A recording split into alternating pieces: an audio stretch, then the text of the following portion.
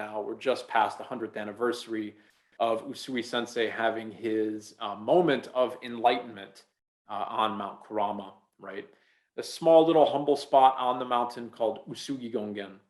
And this is kind of the anchoring, this 100th year anniversary is kind of the anchoring of this tour.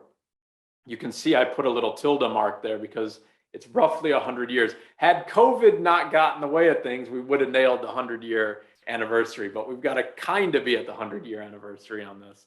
But, you know, if you've studied Reiki and you're, you know, if you're familiar with Honjaze Shonei, like time and space don't really mean anything in a Reiki practice. So kind of 100 years or the first year or the 1000th year, we're going to the energy of the practice at its roots. That's the important point here, right? And in seeking that legacy of Usui Sensei, again, there's no better living connection, in my opinion, to Usui Sensei than Inamoto Sensei. He is just 2 teachers removed from Usui Sensei. He has studied under people that studied directly with Usui Sensei, and he is a member of the Gakkai, the organization that Usui Sensei set up for the teaching, dissemination, and preservation of the practice of Reiki. And the Gakkai is a closed organization in Japan. You know, Japan is a very traditional, very secretive, in many ways, society, and it takes a long time for things to change in Japan. And so that's why I'm saying this about the Gakkai. Like, it's not secretive. It's not like some weird thing that nobody can know about. It's very open. It's just that they don't let anybody join. So you can't just like walk in and apply for membership to the Gakkai. And so in order to connect to the beating heart of Reiki, which we could very feasibly call the Gakkai at this moment, we need to know somebody who's in the Gakkai, and we'll be spending an entire week with a member of the Gakkai, which is incredible. Okay. So this is the very site of Usui Sensei's enlightenment. This is the spot on the mountain called Usugi Gongen. And we are going to be taking, and when I get to the itinerary, I'm going to give you more details there, but I want to give just kind of an idea of the sacred energy at this site. And I think this photo sums it up beautifully. You can see the trees, but more importantly, you can see the roots. And that's what we're going for on this whole trip, is the roots of Reiki. And so this area here in the photo, if you can imagine standing with these roots, now just to the left, you know, to the left of that photo. So if you were to turn and look over to your left, it's not there standing anymore, but there used to be a small temple. And that temple was just adjacent to a massive tree, okay? And there's a lot of religious symbolism and meaning behind that tree, and that's why the temple was there. That temple was on an area where it was believed that a certain energy was coming out of the earth. And, you know, again, for the sake of the conference here and the video call, I'm not going to go into all the specifics of it, but that energy is the primordial energy of the Buddha, essentially. Like, this is how it's talked about. So it was a very, very sacred spot. And Usui Sensei went to this area, this small spot on the mountain, and fasted for 21 days, as the story goes, anyways. And in that 21 days of fasted meditation, he received the great Reiki over his head, right? And so this is kind of the story of the birth of that. Now, there's many different ways to interpret it, and there's many different ways to feel it and experience it. When we're here at Usugi Gongen, both Inamoto Sensei and myself will be leading a number of courses, a number of discussions, attunements, or reiju as we call them in Usui Reiki. And all of that is to connect us into the actual roots of the practice. And this is just one aspect of the tour, but we're going to be starting here on Mount Kurama on our tour. And I want to say this very quickly because I think, you know, for those who are live now and those who are going to be listening to this recording, when we're talking about energy and we're talking about Reiki and, you know, the movement of chi and all of these things, everything is moving, right? Nothing is static. Nothing is stationary. And I think this is really beautiful. The reason why I've shown this photo here, and if you recall what I was saying, the temple, the small shrine, was standing. It was there. Just now, the date escapes me, but it was probably about 6 years ago. If anybody knows, and we can talk about it at the end, I can look it up. I just don't remember the exact date. But about 6 years ago, a really, really strong typhoon came and swept through this area. And I think this is really beautiful and really significant.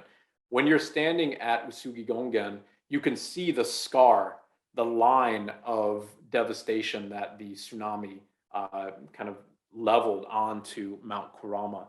And it's this almost perfect cut that leveled the temple, destroyed the tree, and cleaned out everything in that photo to the left is basically like a clear-cut forest at this point. And when Inamoto Sensei and I were there, we were talking about the gravity and the significance of this as a way to express the constant movement and the impermanence of things. The encouragement not to become attached, right? And it's really beautiful when we look at it like that, because of course in devastation comes growth, right? And we can feel that. We can feel the earth in that space on Usugi Gongen revitalizing itself. And we've talked about this quite extensively on the site. It's as if a new chapter of Reiki is opening up, right? And you'll see that when you're there. The shrine is still there. The tree is still there. At least when I was there, it was still there, except it's in a different form now. It's in something that is expressing impermanence. And it's very, very beautiful like that, right? So I'm very excited to see that state of impermanence when we arrive yet again. And Mount Kurama, if you've not been, is just an incredibly beautiful place. And it is a place of pilgrimage, of religious significance and pilgrimage for many, many different sects in Buddhism and many different Eastern religions in general. So when you're on the mountain, like you can see here, and just one of the many, many temples, and the beautiful attention to detail as you climb up the mountain and progress through all of the different energy centers on the mountain. The reason why this is such a significant place is because there's an outpouring of energy from the earth. So there's all these mandalas and sacred geometry and things all over the mountain, and we're going to be there experiencing the significance of it and understanding why, when we practice Reiki, like where does Chokure come from? Chokure comes from Mount Kurama. Seihiki comes from the deities of Mount Kurama. Honjaze Shone comes from the understanding of how all of this interplays together and helps us find silence in our practice. And it's really beautiful because when we're here together and when you understand the backing of the mythology and the religious significance and everything that goes in to our practice of Reiki, that's where your roots will really start to take place, right?